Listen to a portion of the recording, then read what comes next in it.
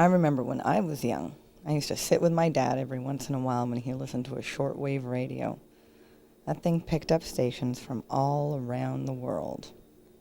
And every once in a while, something unusually interesting would be reported. Sometimes you'd even hear it twice. And we'd sit and we'd wait and wait for an expanded update. But usually, we would never ever hear it again. It would just disappear so completely as to make me question whether or not I'd even really heard it the first time. But then I grew up, got married, I moved to LA, and I had a baby. I also had newspaper delivery and cable TV. And, since I was an at-home mom, a friend of ours bought me a computer. He thought I should be a writer. And so a few days later, I got on the internet. And a couple of days after that, I found the land of the lost story.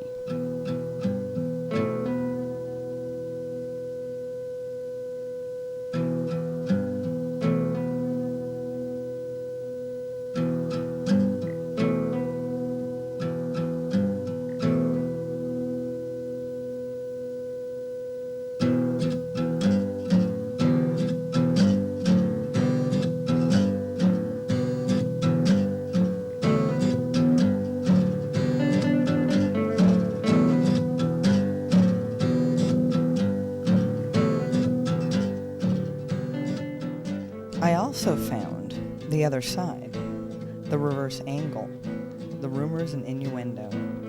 I found, it seemed, the exact opposite of everything else I was hearing, everything that my husband believed, and that I had almost stopped to question. Who were these people, these writers and photographers, chroniclers and commentators, keepers of conspiracies and debunkers of conventional beliefs?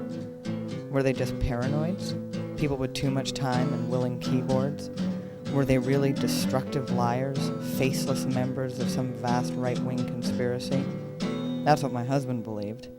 And that's what I'd been told to believe. But hey, when the year is 1999 and you have a child to raise and you value the truth, well, sometimes some things are actually worth investigating.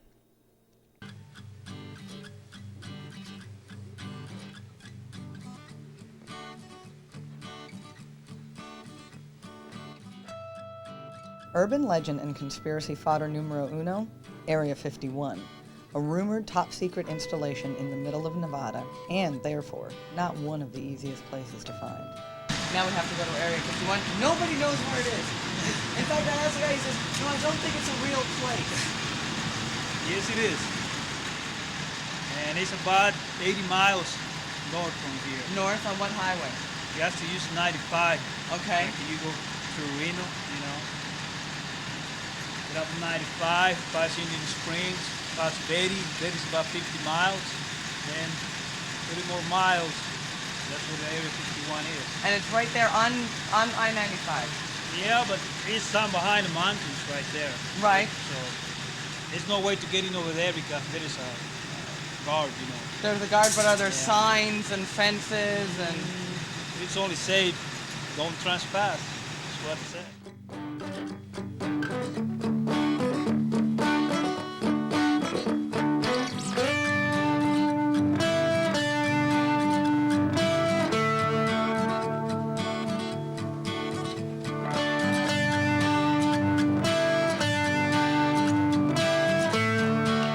Describe a curiosity about the base.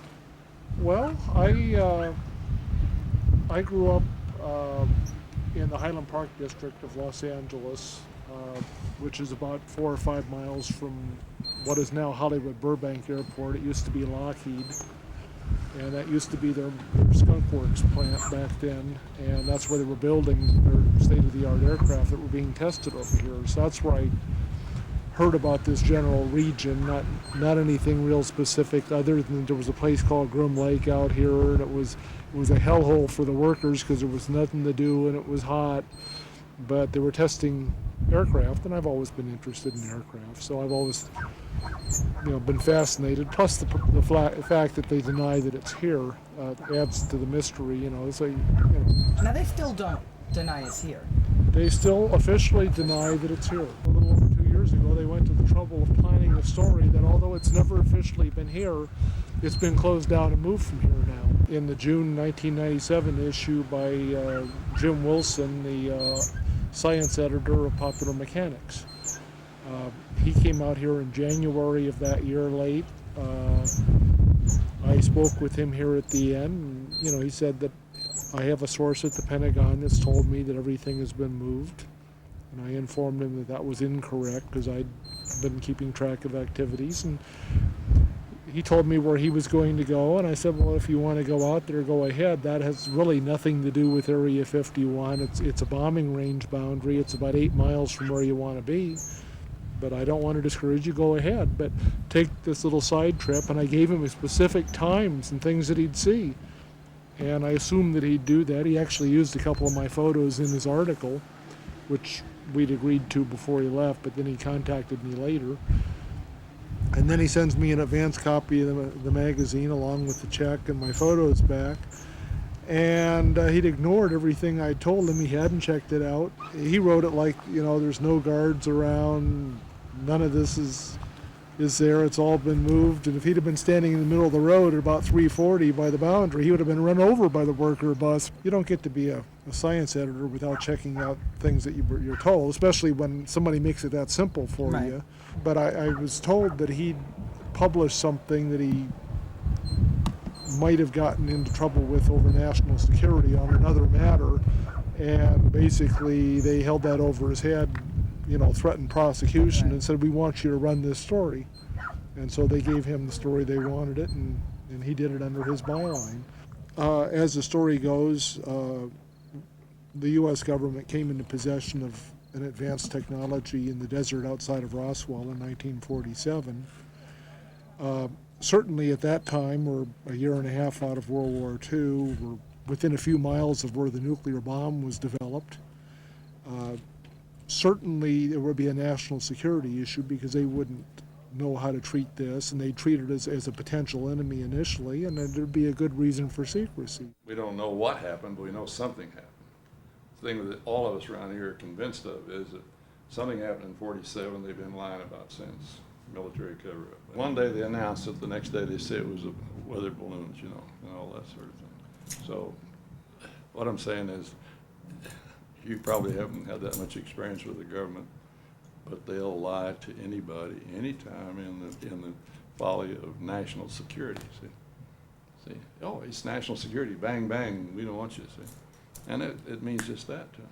Over 50 years has transpired now, and we're not much closer. And for a while there was a legitimate need to keep things secret, and then I think they're doing everybody a disservice, and maybe doing themselves a disservice by keeping everything secret to this day.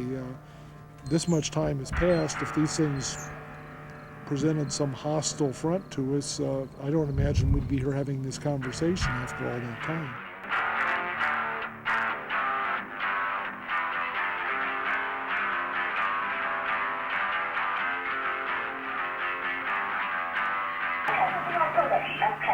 We've got help on the way, ma'am. Do we know where he's at? I'm sorry. Do we know where he's at? Okay. I'm going. He's upstairs. He's right outside of here. He's outside? He's outside of the hall. Outside of a hall? Outside of the hall. Okay. He's got the kid there. Can I tell you? You can just wait on the fly without sound lock. Is there any way you can lock the doors? Focus for the engine out there. I'm going to go. Helicopter. Shots fired at Columbine High School 6201 South Pierce. Possibly at the south lower line towards 60. No other 1999 event served to separate the mainstream media from the independent press quite like the April 20th horror, which took place in Littleton, Colorado. He talked to me all the time. He was nice to me, so was there. They were both really nice. So what happened? They just had something wrong. Well, I think it's ridiculous that everyone's trying to blame it on the video games like Doom and everything else the kids are playing. You act on your own judgments. That's not right. They're well within age. But I mean, There's you can millions still be influenced by video games. Anything Yeah. that you see in life is very influential. These two young men, first of all, were certainly influenced by video games and such of a horrible, bloody, fiendish nature. But there's millions of kids in the United States that play those games, and the fact that they blame the game for two kids doing something stupid out of millions. We have a culture in which the music and the music, the entertainment, the film industry, television. I'm not trying to lay it all off on them. It sounds like more of the breast beating and hair pulling, which I can't do too well. But there is a, what would you call it? We have glorified gore. TV, television, Channel 2 News, Channel 13 News, police, cops, everything that's on TV. Because it all has violence. So it all has violence. We have glorified the angry young man and angry young woman to the point where everybody wants to be the angry young man and angry young woman. When they had a guy on Channel 9 News, he had called the cops before, said this guy's been threatening to kill me, and the cops didn't really follow through with it. The cops, I think they could have done a lot more. They could have prevented it totally. They were brought to psychiatrists. They were given mind-controlled drugs. He was My building parents the know pipe bombs in his everything garage. that I have in my house. They know everything that's in my room. They know what I do. They're supposed to do that. He had the blueprints on the wall and everything. I mean, the cops could have easily, one time, got in there and seen the blueprints for the bombs, and smart enough to say, this kid's making bombs here. Find the bombs and they could prevent it if they'd have actually taken someone more seriously. Now, I think it's not outrageous to ask, how could these two young men have planted 32 bombs in that school all by themselves? Everyone believes that they totally acted alone. No, It was just the two not of at all. them. Not at all. Not at all, because, I mean, there was a lot of stuff that was said. How are they going to carry those many propane Thank bombs God. into the school? How are they going to do all that? I mean, You have to have more than two people to plan all this stuff and to get all the weapons and stuff they had. Well, they and didn't they steal backpacks and plant bombs in other students' backpacks, and they go to pick them up or go running? Their backpack would explode. Why is it that a teacher was allowed over hours to bleed to death with the exact knowledge they had the authorities on the phone? They said, come save him. He's here in this room. He's bleeding to death. Is that not what police are paid to do? I was in the Air Force for 20 years, over 20 years. And I was told there may come a time when you will have to go places and do things and perhaps sacrifice your life. And you will do it. And if you're not willing to do it, get out. You get out of uniform.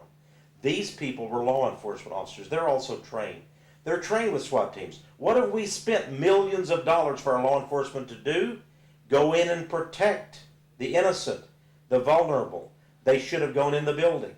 They were held off by the federal authorities for hours on end, unable to go in there, knowing these two men. Actually, they didn't know how many they claimed. How many men are in there with guns, killing hundreds of school kids and teachers? They didn't know, but they said, we'll just stay out here where it's safe and let all of the murders and the horrible things transpire inside the school. And then after hours are spent, maybe they run out of shells out of killing, massacring hundreds, then we'll go in. Yeah, it sounds really intense. It's kind of an operation. Well, there are rumors that there's a third shooter. I really believe there was. I think, and I thought I knew who did it, and then that person was apprehended and then released. An FBI psychologist was assigned to Littleton, Colorado, beginning about 2 years before this incident. And it just so happens that his own son was going to this school. And his son was 1 year ahead, in other words, he graduated 1 year ahead of Klebold and Harris. It just so happens that his son joined the trench coat mafia and actually assisted Harris and Klebold in this video that they produced, which right there in the school helped them, you might say, even graded them on their efforts. They created a video, as you know, from what we're told in the media, which showed these kids coming in, blasting and killing people right there in the school, going down the hallway, mowing people down and such, which is exactly what they did later. Well, they were in the video class. Right. And they were doing special effects graphics.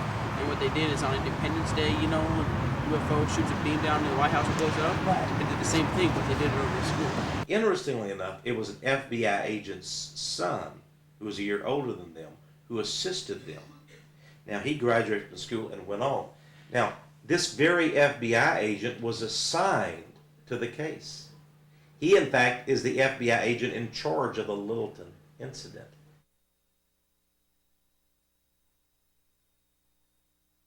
I had no idea who would do this before. Obviously, you can't tell who would do it.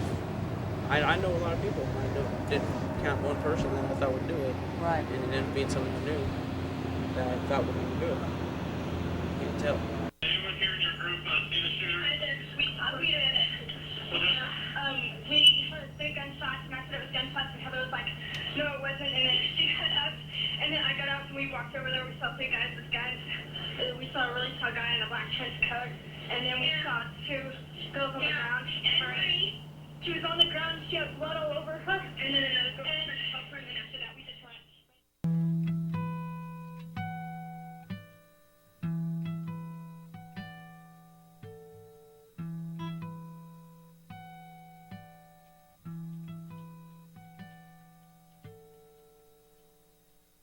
We as Americans especially we love a good conspiracy theory. We just love it. If we can't find one, we'll create one. So at the drop of a hat, we'll create it. Not to say that conspiracies don't exist. I wouldn't believe that for a moment either. But I say we go way out of our way to create ones or make bigger ones out of small ones. Or who knows? What if there wasn't coincidence theory? You wouldn't have to replace it with conspiracy theory or anything sinister like that, but coincidence theory just doesn't hold up. Whether it's Oklahoma or whether it's Littleton, it's strange how these things tend to surface when we're in anticipation of specific legislation that people are trying to propose. That's what feeds the conspiracy buffs with all kinds of bizarre views.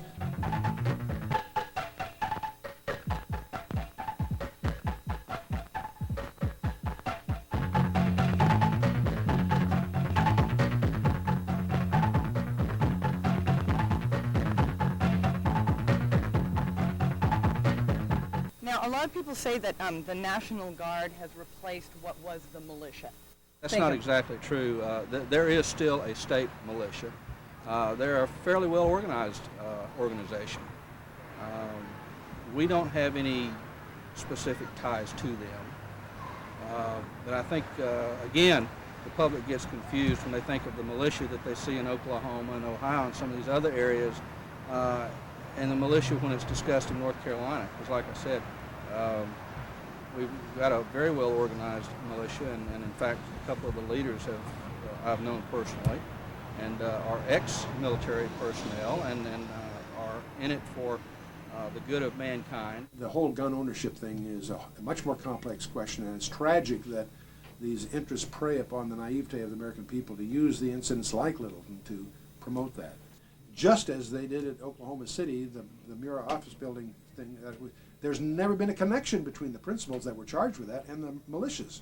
But within an hour, they were hammering the militias that they were used propaganda-wise. And the real tragedy isn't the corruption of the media so much as the naivete and the illiteracy in the American people, that they are so used to being spoon-fed rather than doing their own thinking, rather than doing their own homework.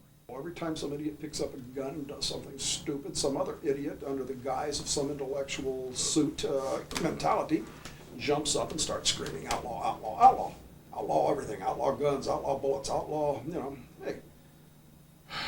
We live in a violent society here. This is a very violent society. The United States is probably one of the most violent societies on the planet. Now, there are some that are much more. If we didn't have guns, we would use baseball bats. And if they outlawed baseball bats, we would use rocks. It's... The gun just happens to be the weapon of choice. In fact, the statistics show that where there is a high level of gun ownership and where there's a high level of permits to carry, one of the interesting things people do when they look at counties to go move to, they check the records to see how many permits to carry a concealed weapon have been issued by the sheriffs in those areas. And you'll notice there's an inverse correlate where there's lots of permits to carry, there's very little crime. I personally believe that there are legitimate reasons that an individual should be given the opportunity or permission to carry a concealed weapon. There are requirements for that. The restrictions that are placed on purchasing guns right now, I think are a good thing. I don't think you'll find a law-abiding citizen be overly concerned about having to wait for 3 days or a week if he wants to purchase a weapon. The people that you're going to find concerned are those people that I think that are of questionable character and want to buy one right now to do something with. And the issue is, are we for self-defense or not? The idea that you somehow can legislate morality, the idea that you somehow can create legislation that will avoid the bad guys from getting guns is naive. I can go out here in the corner. I can go out here on the street within 15 minutes, buy half a dozen guns. Cheaper than I can at a gun shop without any questions asked. Now, that's what we need to correct. Now, if someone passes the background check, should they be registered? Do you think every gun owner should be registered? Registered with whom? With the government, with the federal with government? with some kind of a central federal database. Do you think everyone should be registered in that? Do you think that's necessary? Do you think that's something should be left up to the states? I think the states could probably handle that reasonably well. If you go back and look at the Constitution, everybody interprets the Constitution in the United States a different way. They're trying to impose gun control on us. They want to take our weapons away from the private citizens because they say, you know, gun control, gun control. And they tell us that the Constitution of the United States says that we were never promised having weapons in our home, only for hunting and whatever. The gun control thing, to me, doesn't seem that controversial. In my mind, it's part of a broader tide of power grabs, trying to increase the control of the elite. I was a cop for 11 years. Old-time cops all say, what are you, crazy? You should have a gun. Young cops that are trained differently and taught differently and came up under this different coddle system. Oh no, only the police should have a gun. By the way, if you call us in a large city, we can get there within 2 hours. Duh! I don't know what these people in this country, these people, they want the government to take care of them. The government's not going to take care of them. The only thing the government's going to do is take them, and before long, they're going to be just like the Russian people was 10 years ago.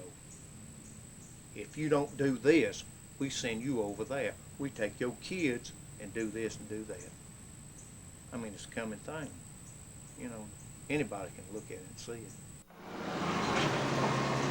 There's new equipment coming in.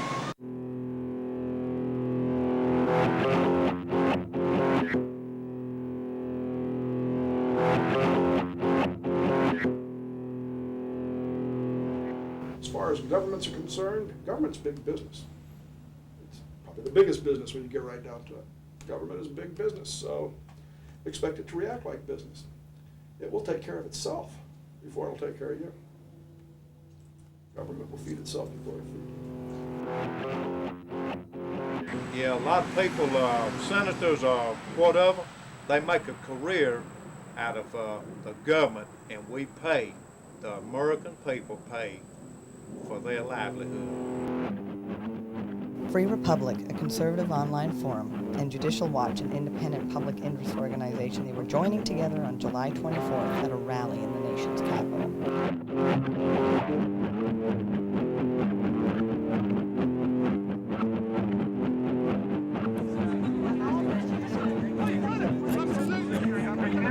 Massacre when they ran over the Chinese people with tanks. You see, it's not a question of left, right, or center. It is a question of our country. It is a question of our love of this nation, of doing what is right, of not mouthing the words that the White House puts in your mouth or the Republican Party puts in your mouth, but saying what is good for this country. What seems to be in shortest supply is a number of people willing to concentrate on just one thing, which is in some ways the only thing that we need in the way of leadership in this country today, and it's the one thing that it's hardest to get. People who are willing, regardless of the cost and consequences, simply to concentrate upon seeking and finding and telling the truth to the American people. And now we have an administration that is proud to say it substitutes deniability for accountability and considers that to be clever, and has replaced the word truthfulness with the word credible, where credible now is the chance you have of getting away with a reiterated, planned and configured damn lie. We have politicians who are more interested in manipulation than they are in service, who have as their main goal making sure they get and keep their positions of power. and who are therefore every day simply trying to figure out, what do I have to say to these folks to get them to keep voting? It doesn't matter if it's the truth. Doesn't matter if it reflects what is on their minds and hearts. Doesn't matter if it is good for this country. They will tell whatever lies they have to tell. They might occasionally even tell the truth if it'll serve their purposes. But probably not. Because after all, if you tell the truth, it binds you thereafter. If you tell a lie, you can always tell another one the day after. But what are the consequences of this era of lies? Points are awarded and credit is given by my profession to its undying shame every day to those who pass that test of credibility. How plausible are they when they lie? How electable does it make them? And then adding, how much money have they got? And have degraded us below the level of a banana republic by making the lie and the war chest the only test for a public official in these United States. It's understood by most people who are prominent celebrities that the media is you can't trust them, and it's managed. The amazing thing to me is as you switch channels at night, say the 4 or 5 major networks, you get the same 5 or 6 stories from the same viewpoint on all the channels. You used to think, gee, it'd be competitive, that each one would try to scoop the other, but that's naive. That they're the news in this country is very well managed. I had opportunity years ago to have lunch with Otto von Habsburg, whose father ruled Europe until the end of the Austrian-Hungarian Empire, and he's a member of the European Parliament. But at that luncheon that we were at, a group of us were meeting with him, he made 2 remarks to us that were very provocative at the time to me. He made one remark, echoed in my ear. He says, "The ignorance in America is overwhelming." Now, I knew what he meant about that one because I was always startled when I went to my London office in those days. I was amazed at how the local staff knew all about the elections in California, more than I did. They really follow current events. It seems as if the #1 hobby in Europe is current events worldwide, not just in Europe. And it used to embarrass me because I myself wasn't that well informed about some of our local issues.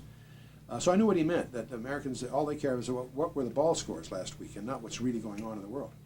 But the second remark he made, I didn't understand at the time. That's why it echoes in my ears. He says the concentration of power in America is frightening.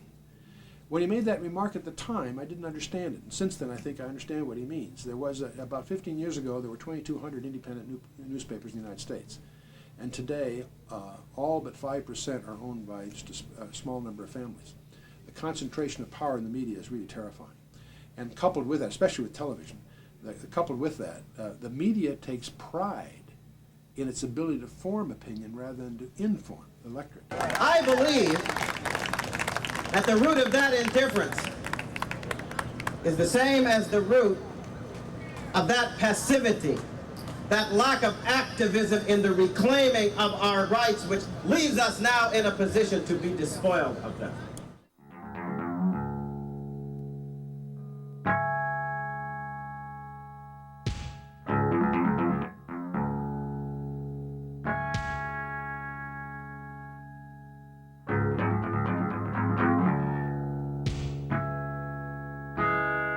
New York City.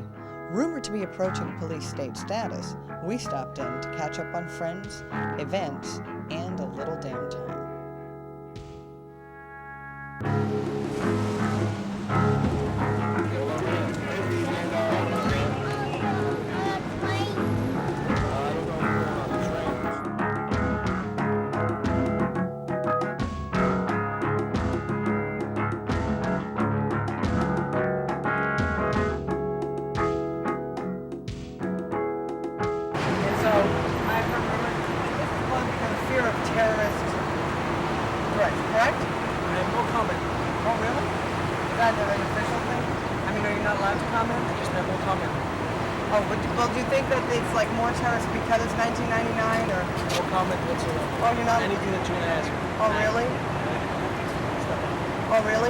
Okay, well, thank you very much then.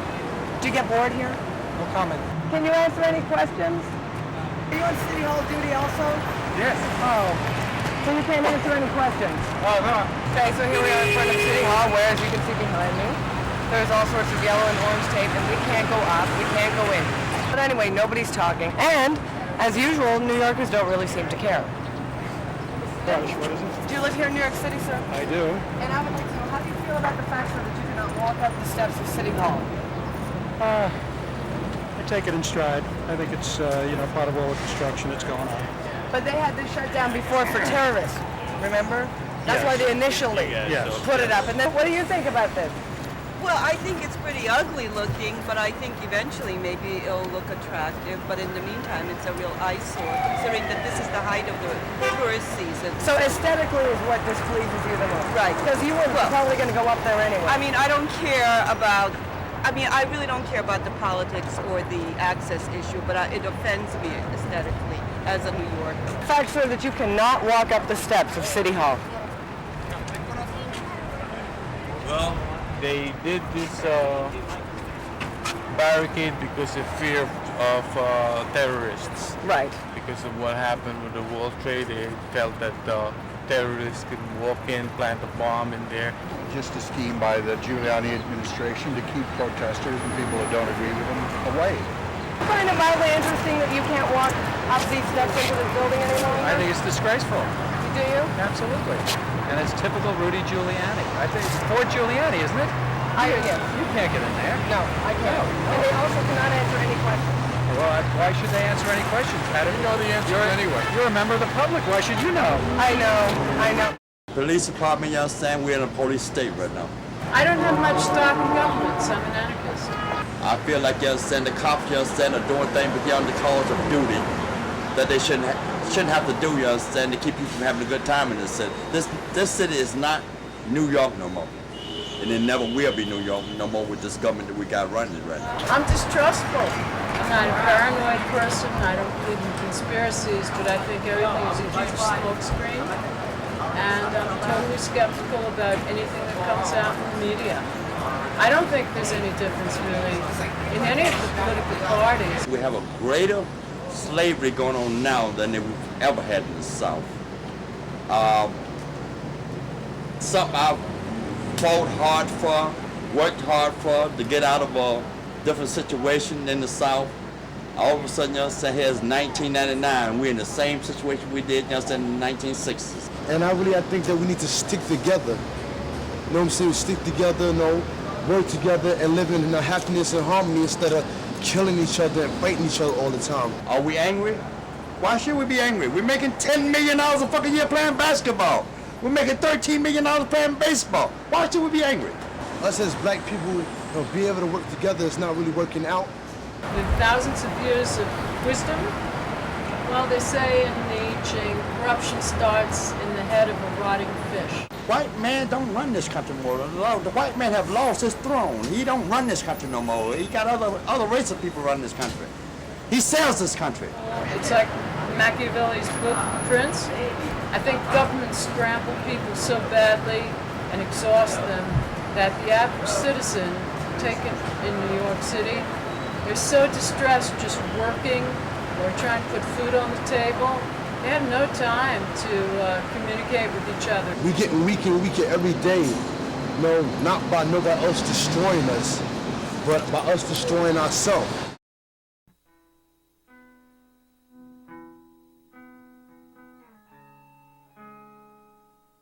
In 1999, the unthinkable happened. Stories were hinted at and printed up that gave credence, albeit grudgingly and reluctantly, to many years of claims by conspiracy theorists, thereby making them, for the first time in the mainstream, conspiracy factualists.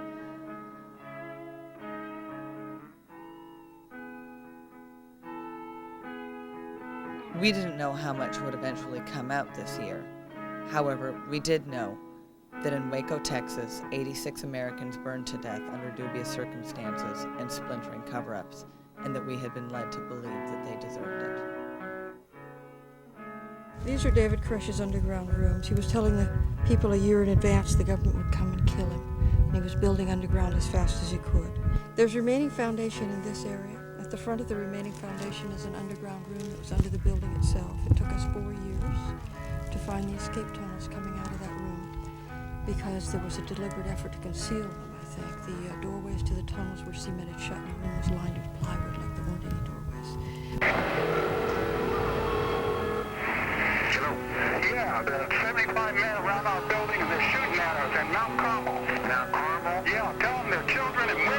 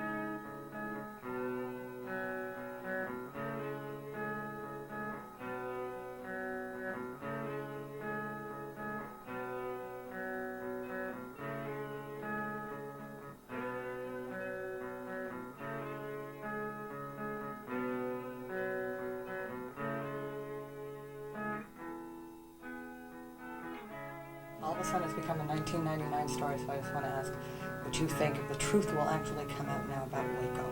Well, if the truth doesn't, it's over. I think it's high time that we recognize the criminalization of the executive branch in general. And I think that it's high time we had some accountability. When that was all going on, I remember vividly that Janet Reno assuming responsibility before the cameras. Okay, let's let her be responsible. We have over 80 Americans that were deliberately murdered by the U.S. government. The evidence is there. We must understand that not one agent who was at the raid on the scene on the 28th made a written report of it. That's highly irregular. On March the 1st, the ATF initiates a shooting review. Johnston, the Assistant United States Attorney, advised Hartnett to stop the ATF shooting review because ATF was creating Brady material.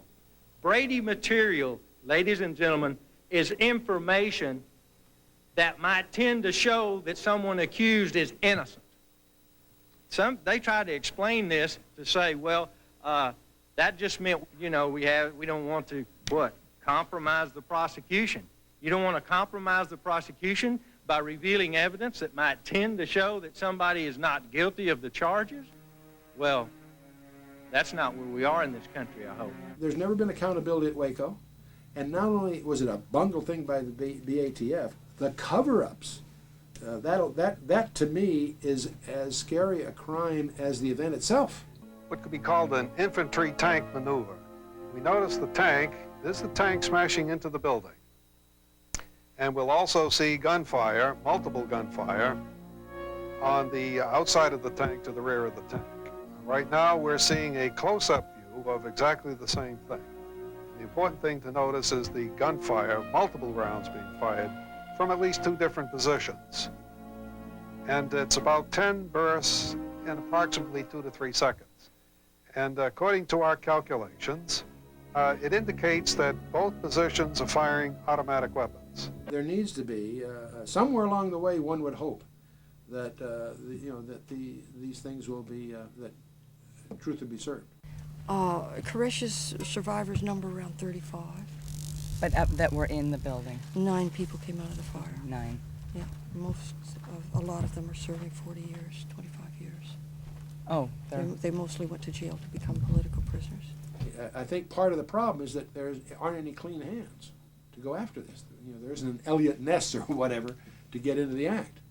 But the corruption is so widespread on both sides of the aisle. What may perhaps be perceived as a mild irony to my passionate quest for truth, justice, and the American way is that, well, I'm an immigrant. And as we were coming into New York Harbor, early in the morning, about 6 o'clock, we passed by the Statue of Liberty. And as importantly, we passed by Ellis Island. And I thought to myself, and I choked up, that I was going to be here today speaking to you. Because we are all the descendants of immigrants from Europe and the rest of the world. And I thought of my grandparents who passed through Ellis Island back in the early part of the 20th century and what they expected of this country. People who fled the communist regime in Russia, tyranny in Poland, Lithuania, Latvia. All right, obviously, being Canadian, I didn't come here escaping persecution. Partly because I'm an immigrant to these shores, as perhaps some of you can tell, I'm not native, that I have a sense of a desecration. Sometimes immigrants are more reverent about the old country than those who were lucky enough to be born here and to take a constitution and a Bill of Rights as their birthright, which I was not. To me, truth by its definition is narrow. Is it really out there? Is it knowable to the common man? And in the end, is it worth whatever the accompanying costs to seek it out?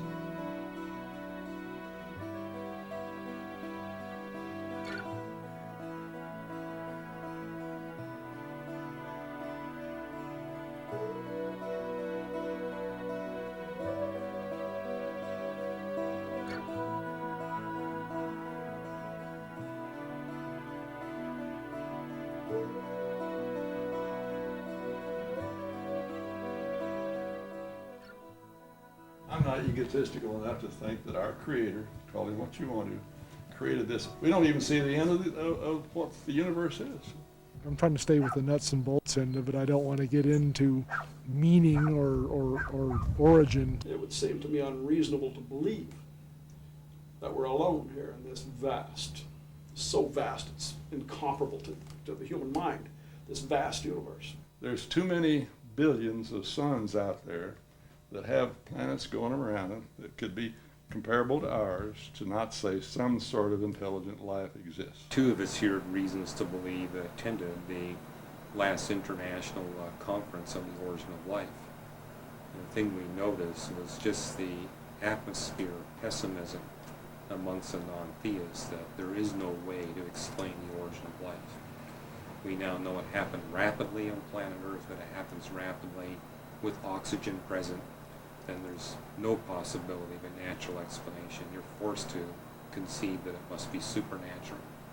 So the fact that even secular researchers are recognizing that this can't be done, in fact some have speculated, we know it's impossible on Earth, it must have happened somewhere in outer space and came to planet Earth by some transport mechanism. There's a lot of theories now that, yeah, the aliens came here 5,000 years ago and started all this. The problem with that is we know the panspermia theory only works over interplanetary distances. You cannot take life material from a star and get it to Earth in any form that would be recognizable beyond carbon dioxide or hydrogen cyanide. It's just not going to happen. The radiation that's necessary to move that stuff is so intense it'll break it down. Do I believe there are aliens? Hell yes. Do I believe they visited here? Probably, no doubt. Do I believe that we're the descendants of aliens? Absolutely. What is the possibility of finding a planet like Earth with the capacity to support life if you don't invoke the creator God of the Bible? And it's easy to determine that the odds are less than 1 in 10 to the 109 of finding a solar system like ours that can support life. When you look at the universe, we have less than 1 chance in 10 to the 120th that you're going to get even the cosmological constant at the right value to support life. Or the mass density of the universe must be fine-tuned within 1 part from 10 to the 16th. The whole UFO thing and alien thing is sort of a strange area. It's a very difficult area to research because there's so much nonsense. Some of it just silliness, a lot of it well-funded disinformation. That's in fact, part of the mystery in that area is what, because it's not self-recovering funding. There's too many people to see them. I had a sighting one night, yes, right out north of town. Friends of mine called me at 11 o'clock at night, and all I can tell you, what I saw, it was unusual. But the one thing you do know about it is that I think it's 13 of our astronauts confirmed the reality of UFOs, etc. So the point is, it's not the myth or fiction that some people presume. As you get in, as you discover there is a reality to them. It was a thing like this right up in that north sky, and it was, your naked eye, you could see it. And with binoculars, you could get it more details. Because they do show up in multiple radars simultaneously. On the one hand, so they're real, they're tangible. The radar sets don't have hallucinations. On the other hand, they violate physical laws. So a deputy sheriff and I stood there with our elbows on the top of the car looking at that thing, and we talked back and forth what it was doing. While we were there, another one the same size came up and hung up there beside it like this. And then it was there all 15 or 20 minutes, and then it moved off slowly to the northeast. This one didn't move. We spotted it with stars. It didn't move. They appear to be massless in many respects. And so that's why most scientists that have gotten serious about this have come to the conclusion they're hyperdimensional somehow. It wasn't a balloon, or it moved. It wasn't an airplane, it couldn't have stood still. And the term that they use is demonic. So what was it? But it's interesting that Dr. John Mack, who's was the head of psychiatry for Harvard, and shocked, he personally has dealt with these abduction stories. I think 76 cases personally and so forth, and he co-chaired the conference at MIT on the whole abduction thing. And he shocked the psychiatric world by coming out and expressing his view that these beings are real and that they have an agenda to create a hybrid. And a lot of people are upset with him with that because that's not very in today to have that view. But his book Abductions deals with his views on this pretty graphically. So I don't know how much credibility he put that. I don't know the man personally, but I do. He has contributed to 150 peer-reviewed medical journals. He's got a Pulitzer Prize in his background. He's not to be dismissed lightly. and yet he believes that there's a very, very real something going on.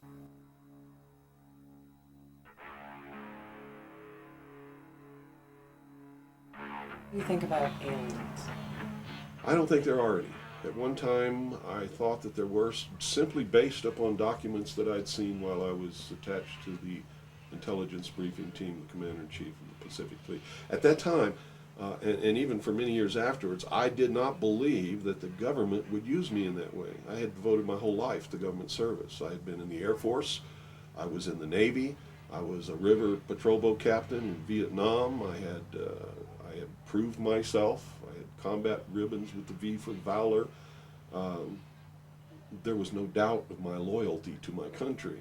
And maybe that's why it was so easy to use me, because I wouldn't doubt that what I saw was real.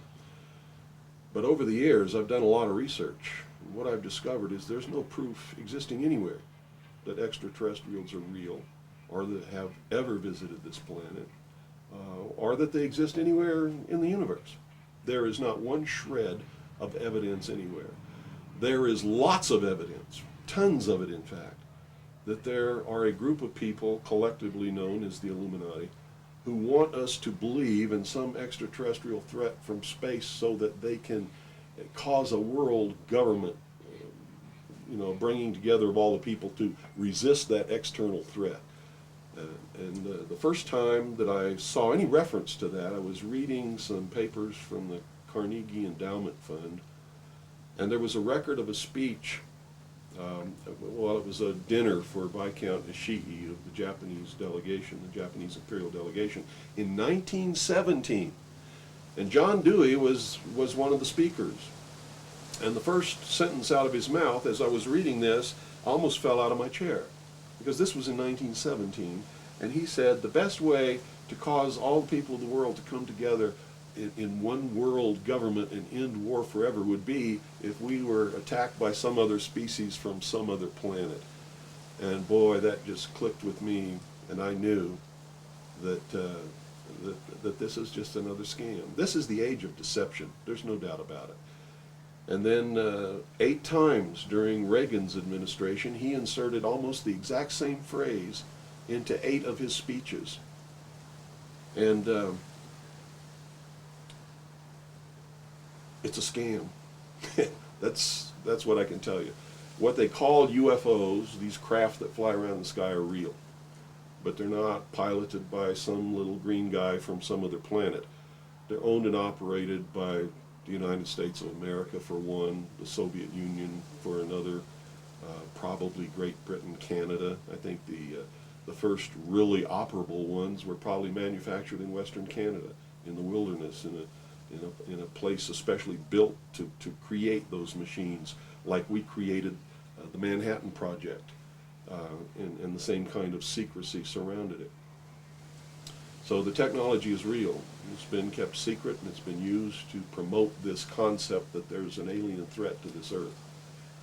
The cattle mutilations I've discovered in my research are nothing more than what's left after the government does its secret tests on the low-level radiation leakage from its atomic weapons assembly plants and atomic power plants.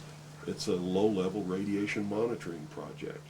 And if you look at what's missing in the cattle, you'll see that it's just as clear as day. They take the lips, they take the tongue, they take a 6-inch patch of skin, they core out the rectum, the colon area, where those kinds of things would collect. They pass through the digestive system. On female cows, they take the udder to check for low-level radiation in the milk. This is being passed to the calves, and these are all grazing animals that graze on the grass where the radiation falls when it falls from the air, and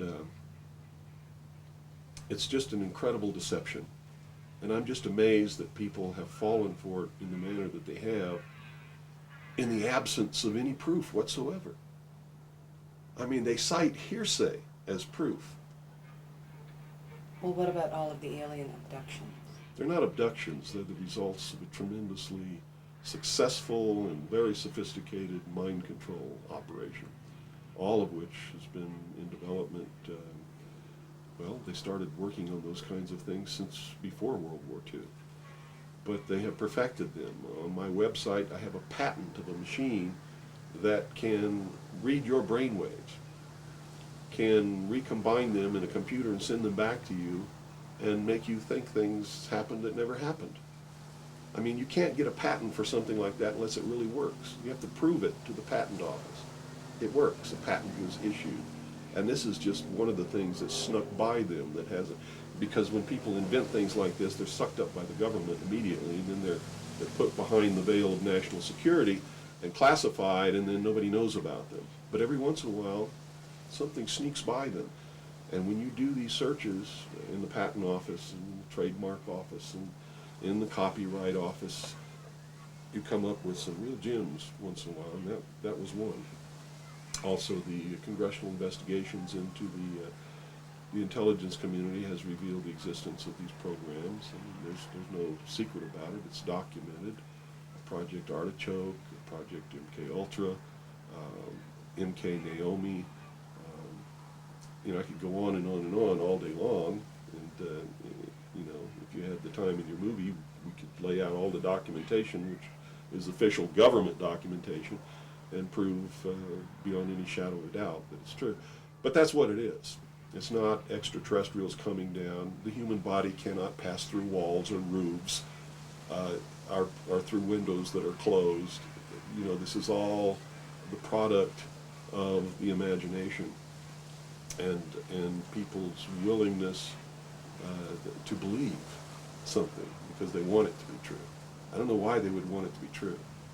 You see, because if it were true, these are not friendly aliens. They're doing some terrible things to people. If I were to kidnap somebody, pass them up through the roof, and take them somewhere, and perform operations on them, and take samples of semen and ova from their, you know, reproductive organs, and plant thoughts in their mind, and all this kind of stuff, and then bring them back, guess where I'd be right now?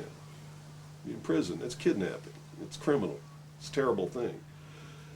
So there's a morbid sense about all this too, as if people want to be hurt for some reason. I don't understand that, but that certainly is something that somebody needs to look at. Why do people feel that this needs to be real? What in them says, I want to be abducted and abused and kidnapped and raped and all of this stuff against my will? Because they seem to take some kind of satisfaction that this is happening. And nobody's talking about the fact that this is a terrible thing to happen. If I were to do that to you, you wouldn't be too happy, would you? But somehow it's okay if an alien does it? I don't think so. It's all bullshit. It's a lie. And it's... So where do you feel the hope for America lies? Oh, this is William Cooper, a man who received mainstream attention in 1994 when Rush Limbaugh read an alleged White House memo on the air calling him the most dangerous radio host in America. Maybe that's because his conspiracy classic is the underground bestseller, or perhaps it's because of the increasing popularity of his shortwave radio broadcast, which is also available on the internet. Good evening. You're listening to the Hour of the Time. I'm still William Cooper. This was not an easy interview to net. He was the first person I asked, and after 8,000 miles and 6.5 weeks on the road, just about the last to agree. I guess he wanted to make sure I was serious. Nevertheless, I had to come alone, and I was required to follow clear rules of conduct. Well, at this point, I've done so much research on this. I have to tell you, there's only one way this is going. There's going to be a civil war in this country. And I hope the outcome of the war will be the reinstatement of constitutional Republican government. But whenever you have a war like that, you're going to have competing factions to be the winner. And whoever really has the power in the end is going to institute whatever kind of government they feel should be there. There are people in this country who believe that a religious theology or theocracy should prevail. Well, if that happened, we'd have burnings at the stake again, and inquisitions, and heretics and all of these kinds of things. So that can't be allowed to happen. Can't be. Doesn't matter what my religion is. It can't be allowed to happen. There are people who want a socialist government, much like the one in Sweden. There are people who want to create in the United States what the Soviet Union had hoped to be. There are real Nazis, all of them socialists. Hitler was a socialist. So I see the future as being tremendously dangerous for all of us. Me and many others like me are going to perform a valiant attempt to reinstate, restore legitimate, lawful, constitutional Republican government. Whether or not we're going to be successful, I can't tell you. But I will tell you that once this war starts, it's going to be terrible, it's going to be bloody, and it'll last for 10 or 15 years. That's the nature of this kind of conflict. If you look around at all these mountains around here, there's enough guns, ammunition, supplies, clothing, and food buried in these mountains to support an army for 15 years.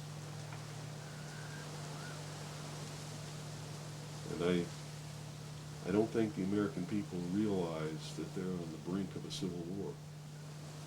You see, there are many of us who took an oath when we went in the armed forces, and we meant it. We volunteered. We weren't drafted. We care about this country. And the oath was to protect and defend the Constitution against all enemies, foreign and domestic.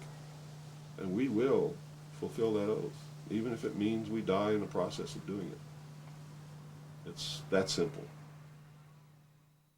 I started out as a young man by joining the U.S. Air Force. And I spent over 20 years in the Air Force. Of course, I believe that is a great service. I've joined the Marine Corps. In 1962, I volunteered for the Marine Corps. I wanted to serve the United States, to be patriotic.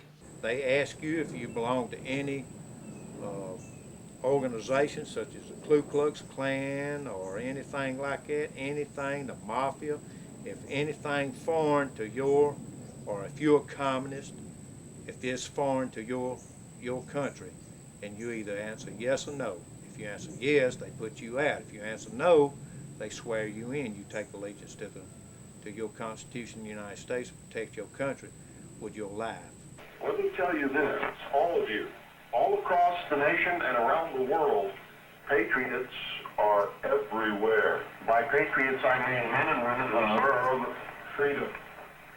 We're ready and willing to die for freedom should they ever be called upon to have to do that.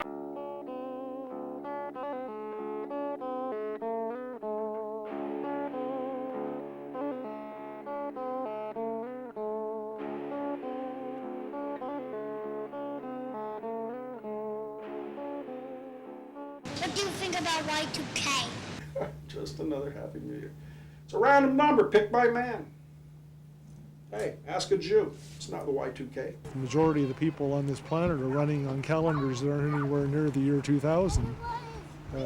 Chinese, Hebrews, so we're kind of the exception. Well, we passed the 999 test yesterday, not one ripple.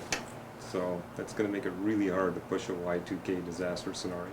Tests were made as frequently or as far back as 12 months ago. October 98 is when you should have seen the first ripple of it, and nothing happened. Nothing happened on January 1 of 99. That should have been another big disaster point. And we passed another one yesterday. And you get all the banks and government agencies saying they're ready. All the utilities say they're ready. So People say to me, well, you said things about Y2K, Texe. If it doesn't come, it's not a great big horrible catastrophe, we're going to call you a false prophet. But I've never said, and I never would, that Y2K is in all. Well, the Millennium fever this time around is a lot less than it was when we turned 1,000. So I expected there'd be a lot more millennial fever along the lines of other kinds of scenarios, like the lineup of planets or whatever, or some big disaster about to strike the Earth from outer space. And I'm amazed there isn't that much of that going on. About Y2K. You second me. You second me. Thank you very much. What do you think about Y2K? Yeah, it's very nice, very cool. I think America has always been a very tolerant nation. I mean, we had the Great Depression, and people were put out of work in droves, people went hungry, there was no revolution. The American people seem to be eternally optimistic. We're preaching the 6,000 years of sin that precede the 1,000-year Millennium Kingdom. It's a sabbatical from sin. And according to my great-grandfather's Bible, that 6,000 years ended in 1996. That's using Ussher's dating method, and he was a Congregationalist minister. He had a great, huge minister's Bible, 1888, and it gave 4004 as the date of creation using Ussher's dating method. They date all the kings, you know. And so that places us squarely at the time of setting up the kingdom of God on earth, and it seems to be millennial fever is appropriate. Well, that's our question. Is it millennial fever or is it justified heightened awareness? Well, justified heightened awareness. I think God is making a lot of things happen so that people wake up and realize that, for instance, America is not a perfect country, you know, and the Branch Davidian massacre and the Ruby Ridge and the Oklahoma bombing are all telling the same story. Wake up, America. So what do you see happening in the next 4 to 6 months in this Well, country? I don't have a crystal ball. All I know is that the year 2000 is crucial to the plans of those who want world government, because they whipped up sort of a millennium fever, and they've coupled that with Y2K and a whole bunch of other things. Real religious people who think that this is the end of the world and Jesus is coming or somebody's coming imminently. And so there's this fever that's whipped up. I mean, everybody seems to be on the edge of some kind of hysteria, but it's all in their mind. If you look around, you see the world hasn't changed. It's not coming to an end. This hasn't been brought about by the hand of God. It's been brought about by the deceptions of man. And the quicker people realize that and try and find out who is causing these things to whip up this hysteria, the better off they're going to be. Hi, this is Isaac Hayes. I want to see you around for the next millennium, and I don't want you to get the shaft. So, fasten your seatbelt for safety. Dad, I need my soup on. We cannot escape the truth that a people who have surrendered its character is a people in the end who will surrender its liberty and its security. The freest societies are the ones that collapse the hardest. If you look back throughout history, the ones that really collapse the hardest and the fastest. But the free in what sense? The freest societies, the freest to let people run around and do as they want, act as they want, say what they want, give them anything they need. These are the ones that throughout history have reached a pinnacle of greatness and then bang, crashed almost overnight. I mean, societies that didn't have a moral center. I gotta hate that. I know you do. But to a degree, yes. The family unit. God, I'm starting to sound like Gore. The family unit is gone. You know, my great memories and the things I miss the most about family were like every morning the family sat down at the breakfast table. We ate breakfast together. We talked. Of course, Dad made enough money to where Mom stayed home and rent a house. You know, you could do that in those days. You can't do that anymore. Lunch, of course, was a different story. But evening time, it wasn't formal, but it was, by today's standards, probably a formal meal. You know, the china was laid out on the table. Everybody had their place and set. And meal was served. And you don't see that anymore. I think the greatest spot was the dinner table for a family. That's where families were formed. That's where the learning occurred. That's where the social structure developed. That's where the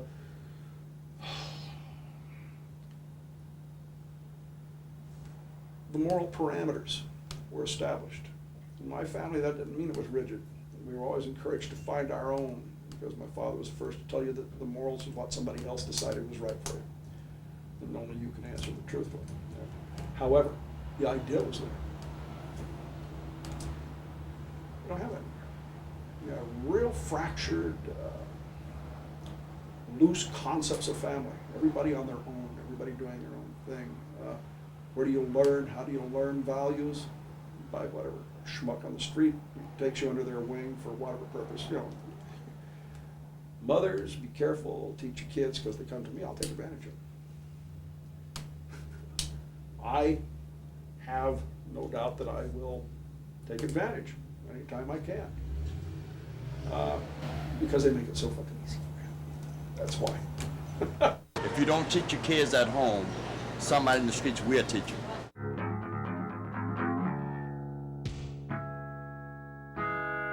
I think that we are very much in the position of those ancient cities and republics that waxed fat and soft until they were finally destroyed by barbarian enemies. We will not sustain our liberty if we do not sustain the character that makes us free. I can remember when I was in school, and almost every 4th of July we had to write a little essay, what it means to be an American. And it was a boring thing, it was predictable, we had to go through that silly exercise, go through it because it seemed so obvious.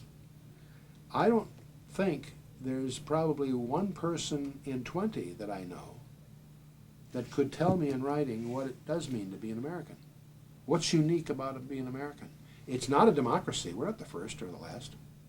What makes us unique to be an American? There's a whole issue there of the values, you know, and you go right back to the Declaration of Independence, the rest, you know, our creator, inalienable rights, the whole basis, the whole concept of government was unique. We hold these truths to be self-evident, they said, that all men are created equal, that they are endowed by their creator with certain unalienable rights. When the Constitutional Convention adjourned, as old Mr. Benjamin Franklin was leaving that meeting house in Philadelphia, and they were coming out, some woman apparently, I gather, I used to know her name, it was a Scottish name. I don't have it in my head just at the moment. Asked Ben Franklin, what kind of government have you given us? And he said, well, madam, a republic. If you can keep it. We don't have a government like other people that just evolved through history. We have a government that was designed prayerfully by geniuses. I've seen the best and worst that they've all got to offer, and this is the finest government and operating system for a government I've ever seen anywhere in the world. No one else can come even close to it. And it has stood well for a better part of 2 centuries.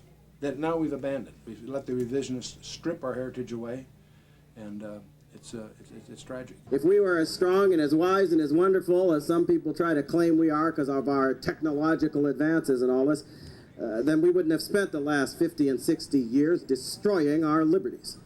We would have been wiser and we would have been stronger than that. What had happened at Columbine made everyone start thinking that we need to start straightening up our world, or else this is what we're going to wind up being. It's just a crooked world like that. What do you think about Y2K?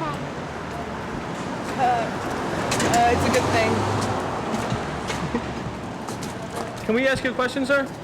Yes. Hamlet, go ahead, ask. What do you think about Y2K? Y2K?